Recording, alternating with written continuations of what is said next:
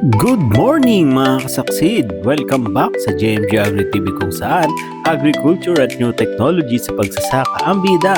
For today's video mga kasaksid ay pupunta po tayo at pagdi-deliver po tayo ng Goshen All-Purpose Foliar Fertilizer dito sa Paniki, Tarlac mga kasaksid. At dito, grabe si sir mga kasaksid, dati na siyang kumukuha sa atin ng Goshen at ngayon bibili siya ng Goshen para po sa kanyang taniman na palay. Nagustuhan niya ang Goshen dahil mga kasaksid, mura at talaga quality talaga ang presyo kung ikukumpara mo sa ibang mga brand na talagang effective talaga pag gagamitin mo. Kaya ito mga saksid, dahil nasubukan ni sir mula noon hanggang ngayon mga saksid ay gumagamit pa rin po siya ng Goshen. At yun mga saksid, syempre malapit na po tayo dito sa delivery, no? Medyo papasok lang dito mga kasaksid pero kayang-kaya naman mga saksid. So yun, at nandito na tayo syempre sa bahay nila madam at i-deliver na natin, no, itong Goshen All-Purpose Foliar Fertilizer dito sa kanya.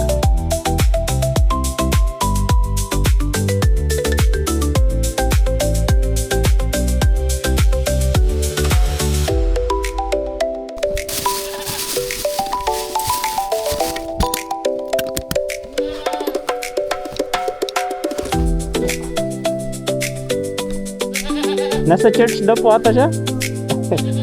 Saan ko pa ilagyan? Dito na lang. Ito. Bali ito po yung yung 3 liter na 1 liter. Saka may 1 liter na isa pa.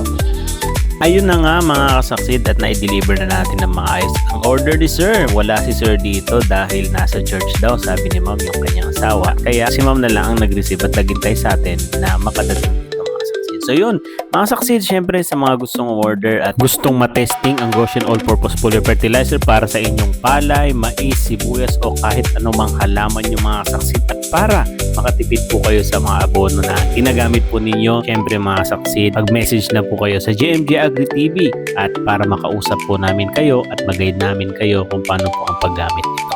Yun, maraming salamat mga saksid. See you sa susunod na delivery natin. Let's go!